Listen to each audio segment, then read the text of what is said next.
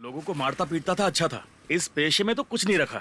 अच्छा सुनो, कोई सुपारी दे रहा हो तो मुझे बताना, मैं अब से वही काम शुरू करूंगा। रखो वो आगे। कार छोड़ के बाइक से आया है, शहर का सबसे बड़ा कंजूस है ये। गुड मॉर्निंग सर, कैसे हैं? टीवी पे तो कमाल कर दिया आपने, चुम्बन पे लेक्चर लाजवाब रहा। मैं टीवी पर तो बहुत कुछ बोलता हूँ। मेरी बातें सुनकर अगर तुमने ऐसा कुछ किया ना तो तुम्हारे दांत तोड़ दूंगा, समझ गए? एडवोकेट बाबूराज, चलो ये चश्मा पकड़ो। कौन कौन आया था आज? काव्या माधवन और उसकी माँ। क्या? काव्या माधवन?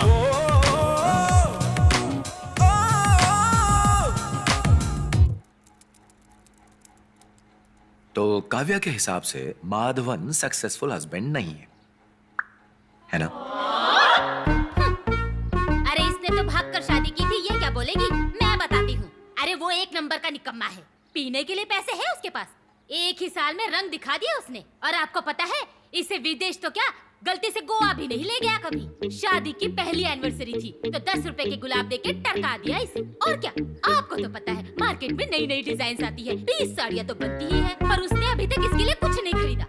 कैसा पति है? साड़ी वाड़ी तो छोड़िए, अभी तक इसे एक फिल्म तक नहीं दिखाई उसने। पूरा दिन मेरी बेटी हॉस्पिटल में काम करती है, फिर घर आकर घर का काम भी करती है। तो आप किचन में ही सोती हैं क्या? रात होते ही ताड़ी पीने लगता है। कौन पीता है ताड़ी? कोई क्लास ही नहीं अरे है। क्या बात कर रही हैं आप? ताड़ी के सामने तो सारी दारू पी गई है। चलो अब पॉइंट पे आ जाओ। ठीक है, पॉइंट नंबर 1। सास का कहना है कि दामाद एक नंबर का निकम्मा है। एग्जैक्टली। लेकिन माधव की तरफ से बोलने वाला कोई भी नहीं है। तो माधव की तरफ से मैं आपको कुछ कहना चाहूंगा, बुरा मत मानिएगा। वेडिंग एनिवर्सरी पर 10 रुपए का गुलाब देकर विश करने वाला गरीब नहीं होता है। हर महीने अपनी बीवी को 20-20 साड़ी न देने वाला निकम्मा नहीं होता है, बिल्कुल भी नहीं। सास को सीरियल देखना हो और बीवी को फिल्म, उसके लिए 2-2 टीवी न खरीद सकने वाला आदमी निकम्मा नहीं होता है। उसका मजाक उड़ाना गलत बात है। बीवी अपने हाथ से प्यार से अच्छा अच्छा खाना बनाकर खिलाए, ये तो सारे पतियों की उम्मीद होती है। आपने डिवोर्स के लिए जो भी बात बताई है उसमें से मुझे एक भी वैलिड वजह नहीं लगती। लीजिए पीजिए। नो थैंक्स, मैं सिर्फ जूस पीती हूँ। काव्या, पति के मन को समझने की कोशिश करो। सिर्फ ज्यादा पैसा कमाने वाला इंसान ही अच्छा पति नहीं होता है। पति के दिल में प्यार हो बस काफी है। काव्या, तुम नर्स हो ना, शराब पीना बुरी बात है मानता हूँ। नर्स की ये ड्यूटी होती है कि वो बीमार की मदद करे। डाइवोर्स करने पर कागज पर तो तुम अलग हो जाओगे, लेकिन दोनों के दिलों में कहीं ना कहीं दर्द रह जाएगा। मुझे जो कहना था मैंने कह दिया, बाकी तुम्हारी मर्जी। सॉरी सर, मुझे डिवोर्स नहीं चाहिए। अरे काव्या, माँ प्लीज मेरे साथ जबरदस्ती मत कीजिए। पर बेटा बात तो सुन। मेरे डिवोर्स से आपको क्या फायदा होगा? हाँ? अरे सुन तो। ये पत्नी का प्यार है मैडम, सास नहीं समझेगी। ए सुन वकील, तुझे सबक जरूर मिलेगा। मैं तुझे श्राप देती हूँ, तेरा और तेरी बीवी का डिवोर्स एक दिन जरूर होगा। तू देख लेना। कहाँ कहाँ से आ जाते, चल हट रे। ये क्या सर, आपने इतनी मोटी ताजी मछली को छोड़ दिया? ये क्यों किया आपने? केस तो हाथ से चला गया, ऊपर से उसका गुस्सा भी मोल ले लिया। अब तो खुश है ना? अरे तू जानता नहीं है, मैंने उस औरत के 3 डिवोर्स करवाए, उससे भी उसका मन नहीं भरा, तो अब चलिए अपनी बेटी का तलाक कराने। कुछ लोगों को ना शादी से एलर्जी होती है, और कुछ वकीलों को केस से। अगला कौन है? एक आईटी वाला है जिसे अपनी आईटी वाली पत्नी से डिवोर्स चाहिए। उसका नाम है रोमांस। रोमा? रोमांच। हाँ भेज दो। रोमांच। मिस्टर रोमांच।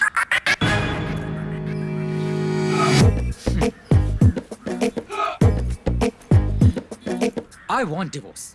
पैसे उसकी चिंता मत करना। बहुत अच्छे। हाँ। सर आपकी काउंसलिंग करेंगे। हाँ? लेकिन आप सुनना मत। मिस्टर रोमांच, आप अपने फैसले पर टिके रहना, बाकी मैं संभाल लूंगा। आ जाओ, कम ऑन। ये डिवोर्स तो करवा कराऊंगा। चित्रा, पापा कहाँ है? पापा तो नीचे है और उनके साथ वो काया आंटी भी है।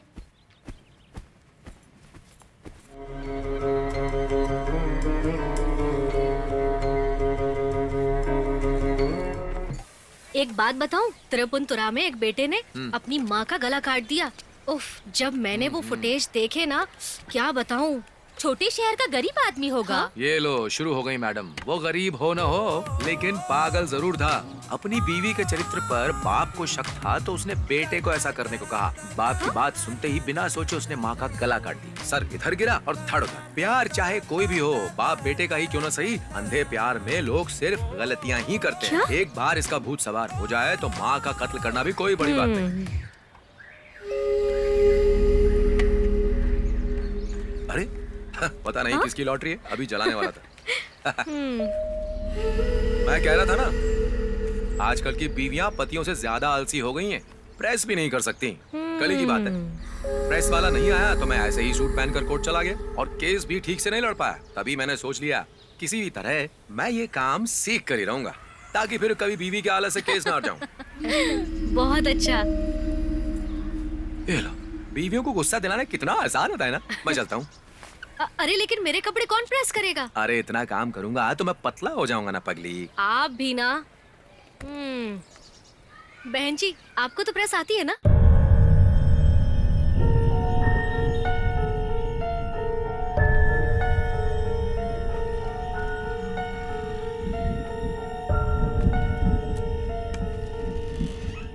सर आप घबराइए मत, मैं आपका केस अच्छे से पढ़ चुका हूँ। बहुत कॉम्प्लिकेटेड है, अपनी तरफ से पूरी कोशिश करूंगा।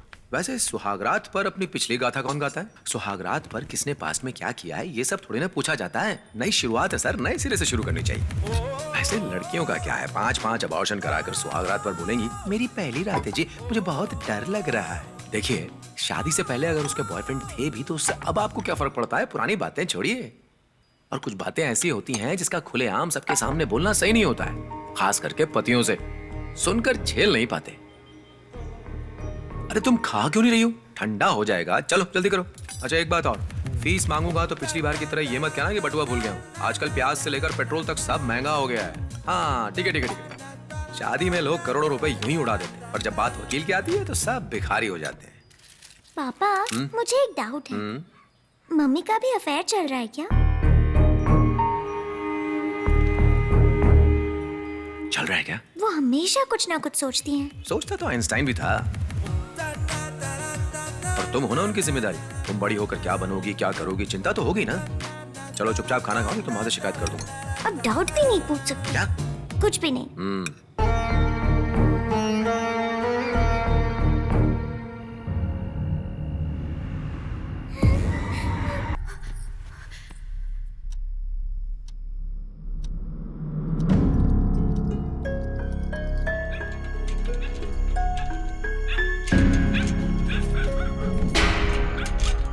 दरवाजा बंद कर रहा था, बाहर बहुत कुत्ते हैं, पागल कुत्ते।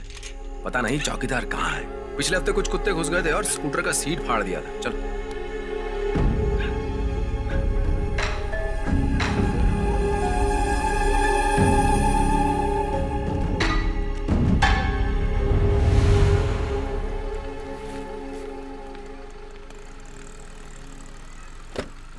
चलो बैठ जाओ। पापा आज फिल्म देखने चले क्या? बेटा ये बात तुम अपनी मम्मी से पूछो। हम कहीं नहीं जाएंगे। ये मम्मी तो बोरिंग हो गई है।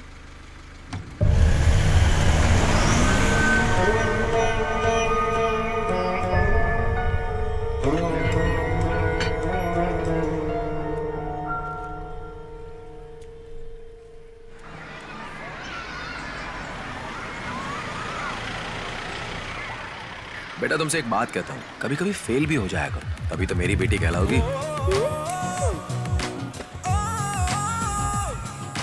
पापा टीचर ने होमवर्क दिया है कि 3 साउथ इंडियन ऑथर के नाम लिखने हैं। रंजीत पनिकर, बेनी पी नारायणबलम। आप तो किसी काम के नहीं हैं।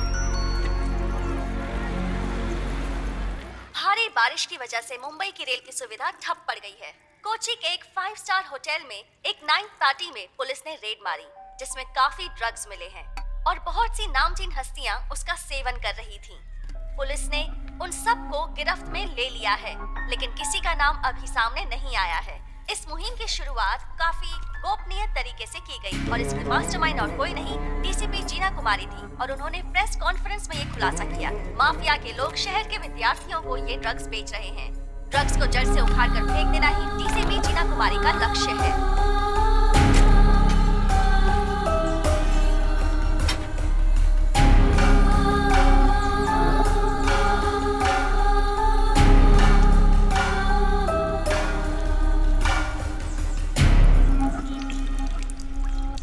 सर इमरजेंसी केस है, यही बुला लूं क्या? हाँ भेज दो।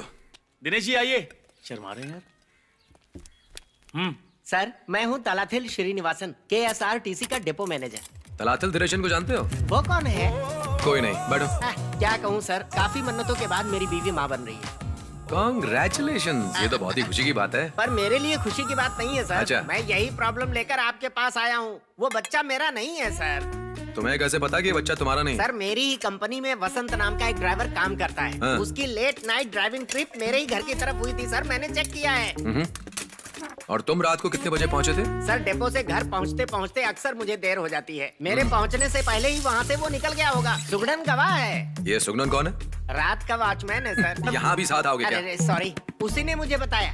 वो हर रोज शाम को 6 बजे काम से लौटता है। हाँ। मैं भी KSRTC का मैनेजर हूँ। हाँ, कुछ भी हो जाए सरकारी बस स्टैंड में प्राइवेट बस को घुसने नहीं दूंगा। इसीलिए मुझे डिवोर्स चाहिए, और डिवोर्स होते ही मुझे दूसरी शादी भी करनी है। उसके बाद एक लंबी सी लड़की से जिसके लंबे काले बाल हूँ, मैं उससे शादी कर लूंगा, जो रोज घर पर मेरा दूध का ग्लास लेकर इंतजार करेगी। दूध का ग्लास लेकर ही क्यों? दूध पीने से शक्ति मिलती है सर, आप इतना भी नहीं समझते। बुढ़ापे में जवानी उछल रही है। श्रीनिवास, हाँ, बूढ़े हो गए हो, अपनी बीवी की जरूरतें तो पूरी कर पाते थे ना? तो वो कौन सी जवान है सर? बीवियों को एक सीमा के अंदर रहना चाहिए। मुझे उससे तलाक चाहिए। ऐसा किसी मैरिज एक्ट में नहीं लिखा है। सेक्स में हस्बैंड एक्टिव पार्टनर होता है, बीवी पैसिव पार्टनर, ये सब बातें पुरानी हो चुकी हैं। अगर औरत एक्टिव पार्टनर बन जाए तो बस उसे वैश्या, चरित्रहीन, पता नहीं क्या क्या नाम दे देते हैं। ये बताओ, हाँ? तुम नाइट ड्यूटी पर थे तो तुम्हें कैसे पता कि उसका चरित्र खराब है? बात यह है सर कि मुझे तो लग रहा है कि तुम अपनी शादी से अब बोर हो चुके हो। ये सब तुम्हारी बनाई हुई कहानी है ना? बोलते क्यों नहीं हो? हाँ? जो बच्चा पैदा हुआ है वो तुम्हें क्या कहकर बुलाता है? पापा कहता है। तो फिर तुम्हें डिवोर्स क्यों चाहिए?